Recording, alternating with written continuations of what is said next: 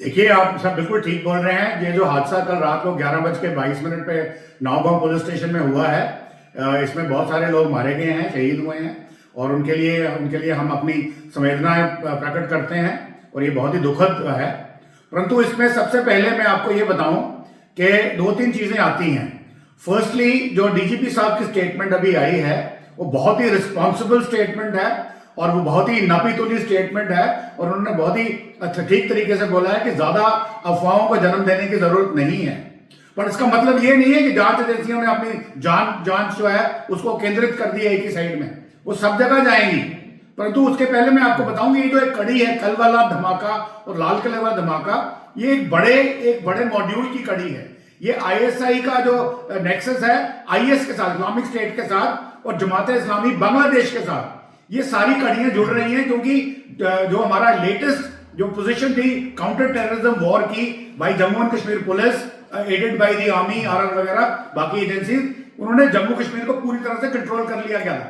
तो उन्होंने सोचा कि अभी क्या स्ट्रैटेजी चेंज करें।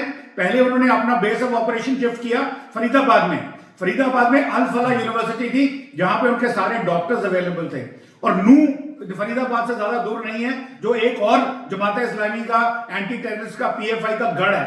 तो ये सारी की सारी साजिश, सोची समझी सुनियोजित साजिश थी और व्हाइट कॉलर टेररिज्म का एक नया सिस्टम शुरू किया गया कि डॉक्टर्स जो लोगों को जान देता है अब उसके ऊपर शक करने की गुंजाइश नहीं है। और वो डॉक्टर सारे चुने गए हमारे साउथ कश्मीर से, कुलगांव, शोपियां, आपका पुलवामा, ये इलाके से, जो जमात इस्लामी का गढ़ है। देखिए, मैं आपको ये बता रहा हूं कि ये एक सोची समझी साजिश थी। उन्होंने व्हाइट कॉलर टेररिज्म किया है, शुरू हुआ है साउथ कश्मीर से, added by IS and ISI and Jamaat इस्लामी।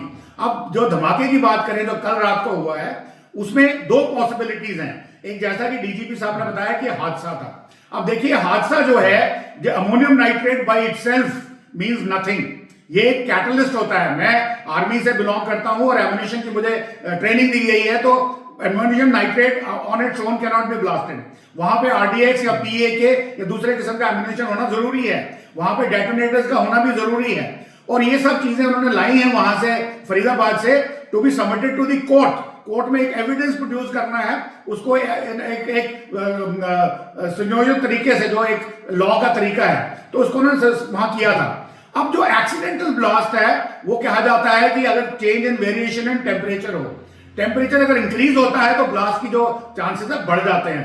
पर रात के 11:20 पे, डेड ऑफ विंटर्स के मौसम में, जहां पे 0 डिग्री टेम्परेचर होगा, तो कैसे टेम्परेचर बढ़ सकता है। और साथ में कहते हैं डीकम्पोजिशन का, पुराना एक्सप्लोसिव हो, डीकम्पोजिशन से भी टेम्परेचर बढ़ता है। पर डीकम्पोजिशन का हमें पता नहीं कितना पुराना है। परंतु ये जरूर है कि वहां हो सकता है कि पुलिस वालों ने जब उसको स्टोर किया हो, या फोरेंसिक एफएसएल के जो लोग वहां हो, मुझे नहीं लगता कि 11 बजे एफएसएल की टीम वहां पे जांच कर रही होगी, परंतु पुलिस के लोग जरूर होंगे वहां पे और हो सकता है उन्होंने हीटर जलाए हुए हों। अब ये किसी की भी कोताही हो सकती है, तो उसके बारे में कुछ नहीं कह सकता। तो यही चांसेस है कि एक एक्सीडेंटल ब्लास्ट हो सकता है। दूसरा एंगल ये है, क्योंकि ये सारा एविडेंस था जो कोर्ट में जाना था, जैसे आपने बताया, कोई नायब तहसीलदार भी वहां आके देख कर गए वगैरह वगैरह, जो भी कानून के मुताबिक जो भी एक्शन लेनी है। तो उस चक्कर में ये जो पहला एफआईआर था या पहली एक्शन थी, जो डॉक्टर नूर अहमद को पोस्टर लगाते पकड़ा था, वो नौगांव पुलिस स्टेशन ने पकड़ा था। ये सारी की सारी इन्वेस्टिगेशन नौगांव पुलिस स्टेशन से ही स्टार्ट हुई थी। तो दो तरीके हो सकते हैं, एक तो एविडेंस को डिस्ट्रॉय करना और दूसरा पुलिस कर्मियों से बदला लेना। इसके लिए हो सकता है कि किसी ने बाहर से डेटोनेशन करी हो। इतने सारे लोग रात के 11 बजे या 11:20 पे इकट्ठे नहीं होंगे इन डेड ऑफ विंटर, सर्दी में नहीं इकट्ठे होंगे। तो ये सब जो है, ये डेटोनेशन कराई गई हो सकती है। जैसा डीजीपी साहब ने बोला, मैं भी किसी स्पेकुलेशन को फ्यूल नहीं कर रहा, कोई अफवाहों को मैं तूल नहीं दे रहा, परंतु पॉसिबिलिटी एग्जिस्ट और मुझे पूरा यकीन है, मुझे पूरा यकीन है कि डीजीपी साहब ने इसकी इन्वेस्टिगेशन भी जो कंसर्न एजेंसी है उसके ऊपर वो कर रहे होंगे, ऐसा नहीं कि नहीं कर रहे।